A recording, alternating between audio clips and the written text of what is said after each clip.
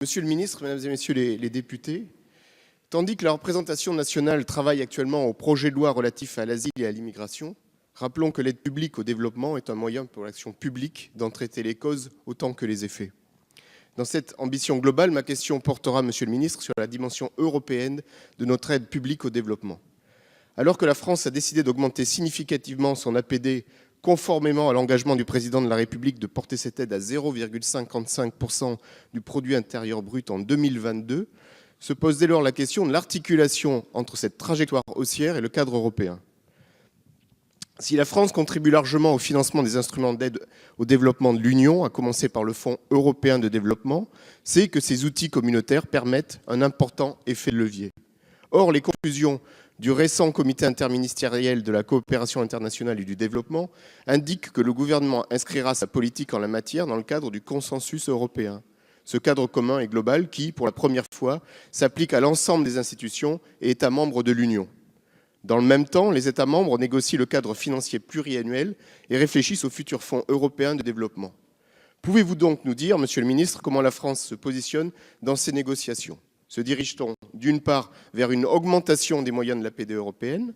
Prévoit-on d'autre part une diversification des sources de financement au moyen notamment d'une taxe sur les transactions financières?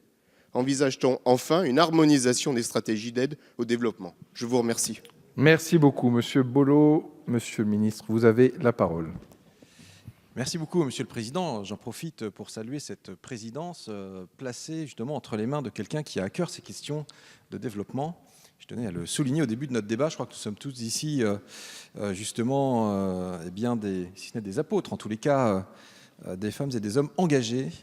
Et donc, je vois que mon temps de parole a commencé, donc je vais y aller pour répondre très précisément à votre question, monsieur le député Bollot. Donc, oui, naturellement, nous nous coordonnons au sein de l'Union européenne et il faut dire que les efforts conjugués des États et de l'UE fait quand même une force de frappe de l'ordre de 75,5 milliards d'euros, si je puis parler ainsi.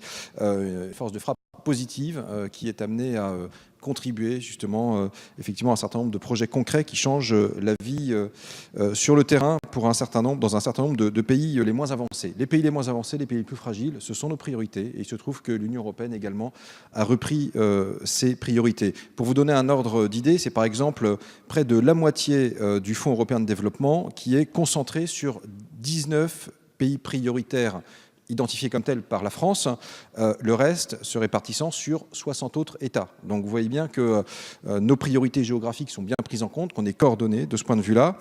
Et puis par ailleurs, il y a vraiment cette idée aussi d'une programmation conjointe qui a été développée et qui permet une meilleure division du travail entre les différents échelons, les différentes agences. Et d'ailleurs, vous l'avez souligné, juin 2017, adoption d'un nouveau cadre, d'un nouveau consensus européen pour le développement qui fournit justement un cadre nouveau pour cette coordination. Alors, s'agissant de l'avenir, puisqu'effectivement, nous sommes maintenant rentrés dans des discussions préalables au prochain cadre financier pluriannuel post-2020, il est vrai qu'à ce stade, nous ne pouvons pas vous en dire beaucoup plus, puisque en réalité, déjà les discussions quant à l'enveloppe, etc., globale, doivent avoir lieu, compte tenu du retrait du Royaume-Uni, qui a un impact quand même important. Et donc, nul doute qu'il devra y avoir une rationalisation, une concentration accrue des différents instruments financiers. Il y a un débat qui a lieu sur la budgétisation du FED. Ce débat n'est pas tranché.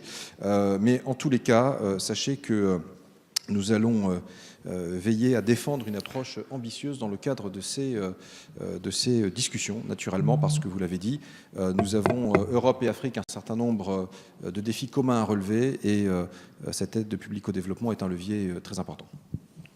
Merci beaucoup, monsieur le ministre, et pour vos propos aimables par ailleurs.